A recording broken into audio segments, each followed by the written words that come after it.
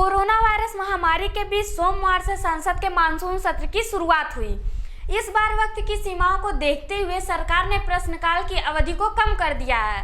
बाद में विपक्ष की तीखी प्रतिक्रिया के बाद स्पीकर ने सीमित समय में लिखित प्रश्न करने की मंजूरी दे दी थी, लेकिन सोमवार को सरकार विपक्ष की ओर से किए गए ज्यादातर प्रश्नों का सीधा जवाब देने से बचते हुए नजर आई। इसी को लेकर तृणमूल कांग्रेस सांसद महुआ मोइत्रा ने सरकार पर तंज कसे। महुआ मोइत्रा ने एक ट्वीट कर प्रश्नकाल के मौजूदा रूप को लेकर कई तंज कसे। तो आइए सबसे पहले जान लेते हैं कि आखिर ये प्रश्नकाल होता क्या है। संसद के दोनों सदनों में लोकसभा और राज्यसभा में सरकारी सदस्यों से विभिन्न मुद्दों और समस्याओं पर सरकार से सवाल किए जाते हैं। जरूरी होने पर कभी कभी जिम्मेदार गैर सरकारी संस्थाओं या सदस्यों से भी प्रश्न पूछे जा सकते हैं। संसद के दोनों सदनों में यह प्रक्रिया हर दिन बैठक के शुरुआती 1 घंटे तक अमूमन 11 से 12 बजे तक होती है।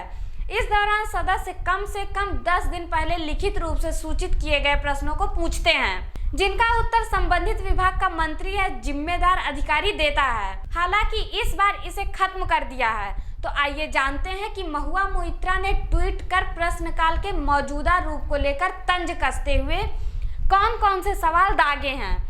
उन्होंने कहा कि कल लोकसभा में सरकार द्वारा दिया गया लिखित जवाब देखिए। सरकार का जवाब था कि उनके पास लॉकडाउन में प्रवासी मजदूरों की मौत का कोई आंकड़ा नहीं है। सरकार के पास कोरोना से मरने वाले मजदूरों के लिए मुआवजे का भी कोई आंकड़ा नहीं है। जहां तक रही मुआवजे की बात, तो जब मौत का ही कोई आंकड़ा नहीं है तो मुआवजे का तो सवाल ही नहीं होता।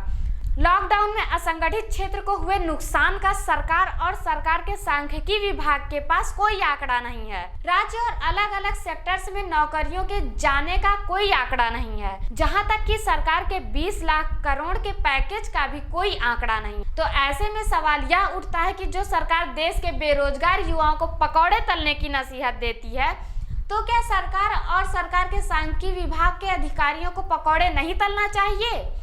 क्योंकि ऐसा लगता है कि जो दूसरों को ज्ञान देते हैं उनके पास खुद ही ज्ञान की कमी। ऐसे में यह साबित होता है कि सरकार ने सिर्फ युवाओं को नौकरी देने का लॉलीपॉप दिया था। आज के लिए बस हमारी वीडियो यहीं तक थी। अगली वीडियो में फिर मिलेंगे। नमस्कार।